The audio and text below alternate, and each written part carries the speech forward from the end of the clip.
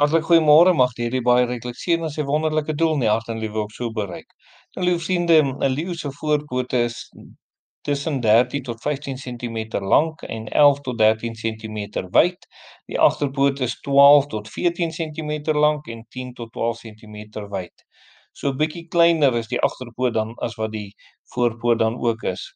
Dit word beskryf so groot as wat ons gewone eetborde is, so groot kan hierdie poot wees dan ook. En 'n leeu se poot kan ook aandui, sy voetspoor kan ook aandui hoe oud die dier is en selfs wat se geslag die dier is, wanneer daardie voetspoor in die veld gesien word dan ook. Nou liewe vriende, ons wil dan ook so met u vanoggend deel, na aanleiding van Galasiërs 6 vers 7 wat sê, moenie dwaal nie, God laat hom nie bespot nie, want net wat die mens saai, dit sal hy ook maai.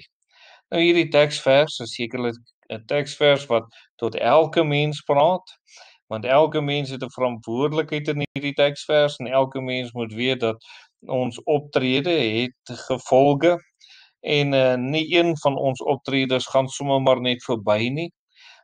Nie net voor mense nie, maar voor die Here beslis sekerlik nie.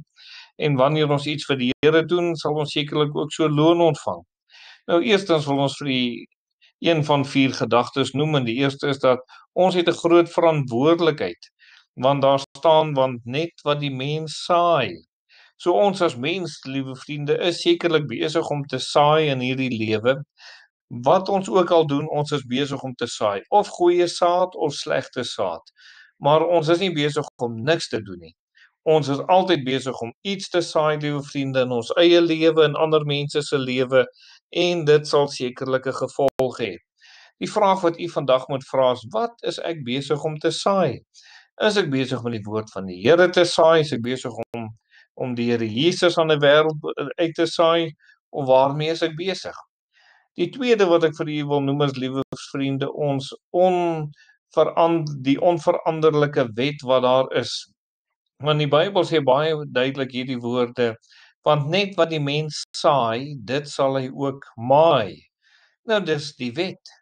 Jy kan nie mielies saai en dink daar gaan koring opkom nie. Jy kan nie tomaties plant, liewe vriende, en dink jy gaan komkommers kry nie. Nee, net dit wat jy saai, dit sal jy kry. As jy mielies in die grond gesit het, behoort jy mielies te maai. En net so moet dit ook met ons wees. As ons liefde vir die Here saai, liewe vriende, is dit wat ons sal maai. As ons 'n heilige lewe saai, dit is wat ons sal maai. Maar as ek 'n goddelose lewe saai, dit is wat ek gaan maai. En daarom moet ek sekerlik ag gee op dit wat ek doen. Dan is daar 'n ononderhandelbare feit, liewe vriende, in Galasiërs 6 vers 7, wanneer hy sê, moenie dwaal nie, en hoor nou hierdie ononderhandelbare feit. God laat hom nie bespot nie. Die Here laat hom nie bespot nie, liewe vriende. Geen mens kan dink dat hy die spot met die Here sal dryf en daarmee sal wegkom nie.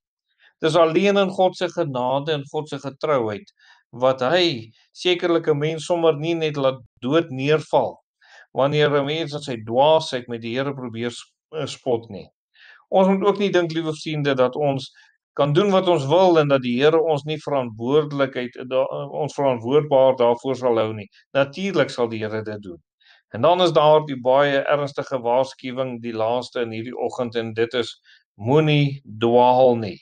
En wanneer die woord van die Here sê hier, moenie dwaal nie, dan noem hy hierdie 2 dinge. God laat hom nie bespot nie, dis die eerste ding waarin jy nie moet dwaal nie. Moenie dink, jy kan met die Here doen net wat jy wil nie. Jy gaan aan die Here verantwoordelikheid doen.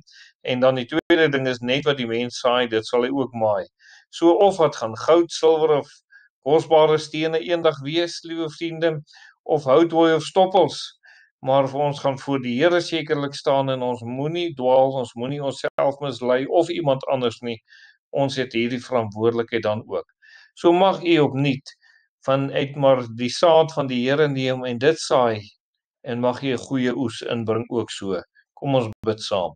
Ons dierbare Here, baie dankie dat jy lief is vir ons, dankie dat jy goed is, en ons staan stel om ook die goeie saad te saai. Amen.